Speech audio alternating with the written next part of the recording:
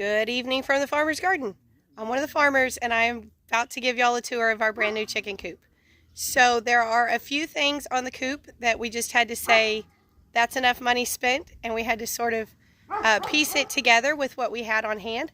So the front side of the coop is a little janky. It'll work just fine, but it's a little weird. We're gonna see, hopefully in a few months we can again buy supplies and fix it the right way, but for now I think it's going to hold chickens just fine, and we'll fix it later. I'm not going to show y'all a whole lot of the actual structure part. We are not builders. We are very proud that we managed to get this up and we think it looks good, but I don't want you to be taking notes on how to build things from us, because I am confident that we didn't do things right. So I'm not going to show you much of the actual structure as far as what we did, but I'll show you the setup and give you some ideas that way. So one thing we're trying to be really careful of on our place is making sure we lay things out in a way that will work long term. This is not where I want my chickens long term. Eventually we want to build a house way down there, and I like the chickens to be close to the house. I like to be able to hear them from inside. So this structure is designed for us to be able to take the wire back off of it and for it to become an equipment shed or a little bit of like square bale storage or that sort of thing. The structure itself is designed to be multi-purpose. And you can see along the front what I was talking about when I said it's kind of pieced together. And then over here we've added just a temporary feed building, because again, this is not where we want the chickens long term. This is going to be 5 or 6 years probably before we build the next one. So we'll need feed storage. Eventually this will be covered in tin, but just temporarily it has the tarp on it for now. So we've got the feed storage close.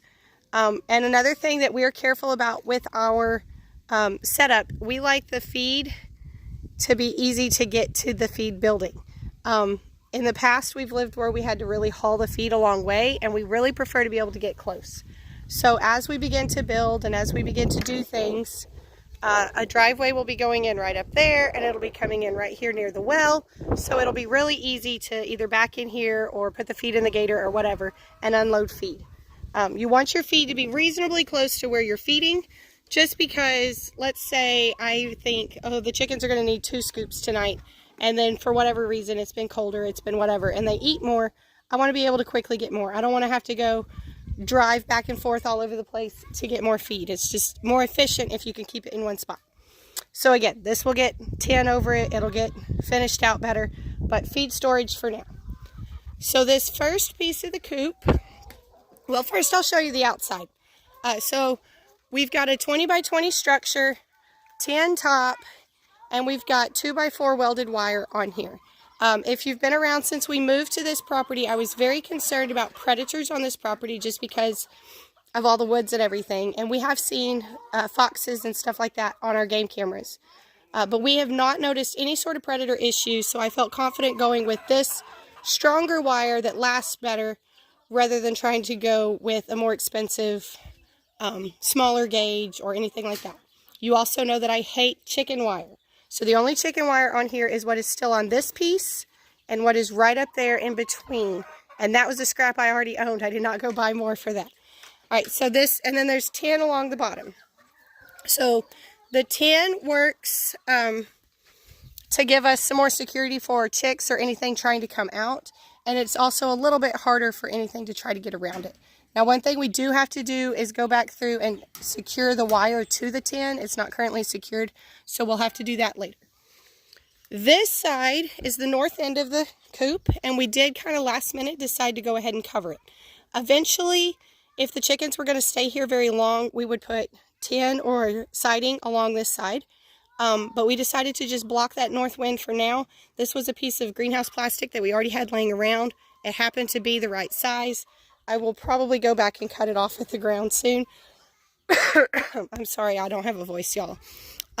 Anyways, I'll try to cut it off at the ground soon, but that'll work for now. And then this was also a last minute decision. This pen has been our breeding pen. And we decided to move the panels over here and let the ducks have their own space, just because ducks are so messy and we hated to end up with everything inside the coop wet and soggy and nasty right away. So they now have their own space. We're letting everybody get used to their space for a week or two, and then they will be allowed to come out. So once the ducks are used to their space, they'll be allowed to come out in free range during the day and help with the bugs and the flies like they do. All right, again, 2x4 welded wire, 10 on the bottom. That's all the way around. The ends are closed with 2x4 welded wire as well, and we have that same wire coming down here to the panel that's in here for right now. Okay, so actually in the coop, we have 3 pieces. This first piece is for our laying hens. This section is 10 by 20, so 200 square feet.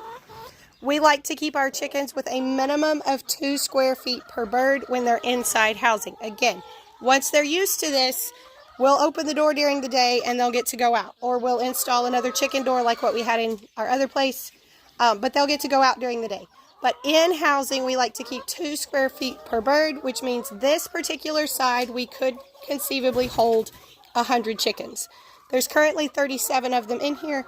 You can see they have plenty of space. We mounted nest boxes this morning. The chickens were very mad at us until we got nest boxes mounted, but they've already made use of those.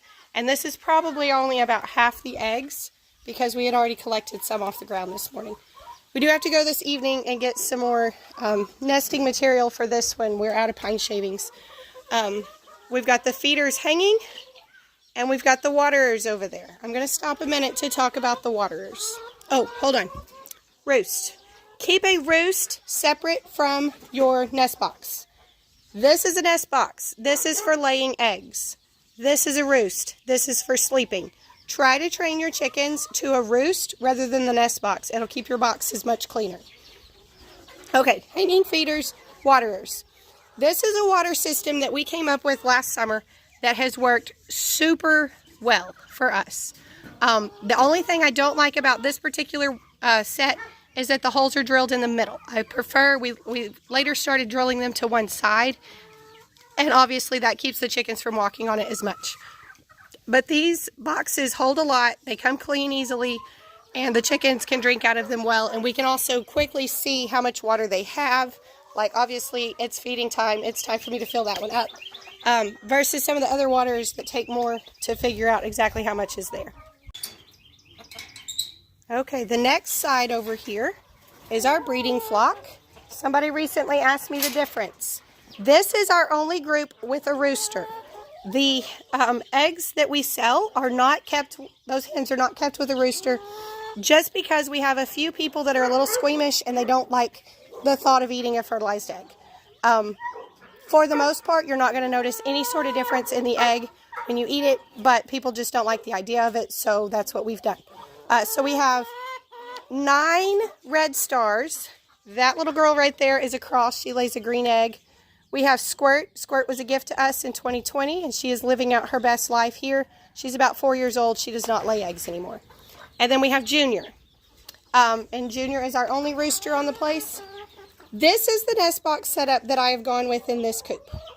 In the past, we've put these on the ground, and that works decent, but I decided to elevate them. We used a board to screw through into the 2x4 behind it so that we weren't we weren't putting the pressure directly on the plastic. The board is holding the weight. And then I've stacked them like this. The chickens have been going crazy about this. There's been like 3 or 4 at a time in there. They're loving it. Again, I got to get nesting material, but that's going to be an awesome nest box for them. These are the roosts. Their roosts are smaller. They only have 2 because there's not as many in here. We've got the same water set up. This is what I meant when I said I prefer the holes drilled to the side. They can stand down here and drink rather than standing on top. All right, and then we don't have a door in this space yet, so these chickens could, if they wanted to, fly over, but so far they haven't wanted to. Junior sits up here and crows, and then he's done. But this section over here is also a 10 by 10. We've got 1 heat lamp hanging, although it has not been on all day. The girls have been perfectly happy in here. We've got several feeders scattered throughout this tray. That one and the red tray over there are all feeders. And then we have 3 different waterers in here. There are 69 chicks in here. The reds in the back are about a week older than the others, but everybody is looking really good. Oh, I see somebody's getting pecked. I'm going to have to treat her. We'll put some Wonder Dust on her and she'll be fine. But everybody has taken the move really well over here, and they're settling in nicely. Again, the 10 on the bottom keeps these guys from being able to go out because they could go through the 2x4 welded wire. All right, so that is our setup. That is what we've got. Again, it's a 20 by 20 building, one wall down the middle to keep it into 2 halves. So we've got laying hens, we've got breeding flock, and we've got chicks growing out. For the chicks, when those are ready to join the laying flock, normally those wait until they begin to lay before they move to the laying flock. We will just come out at night when they're roosting and we'll move them across. I think eventually I would prefer where my chicks are to have a door that goes straight across to the laying pen, just for a little bit easier moving. But this is going to work great. So we're super excited about this. The chickens are happy with it. They've been dust bathing and scratching around, and they've got their nest box over here now, so they're content with that. If y'all have any questions about why we built the way we did, or how to build your own coop, obviously this is a huge setup. We are small scale commercial chicken house. We're raising eggs to sale. So our goal for the end of this year is 100 laying hens. And enough people to buy eggs from 100 laying hens, because that's like 80 to 90 eggs a day. So this is not the size setup that most people need. Most people don't need this much space. But this is enough room for us to grow into. Like I say, we've also built the building to be multi-purpose. If we move our chickens later, then we could take the wire off of this and use it for other things. It does not have to cost a fortune to build a structure. As big as this one is, I think we're still probably under $1,500. I haven't added up all the receipts and everything, but I'm pretty sure we're at or right under $1,500, which is high.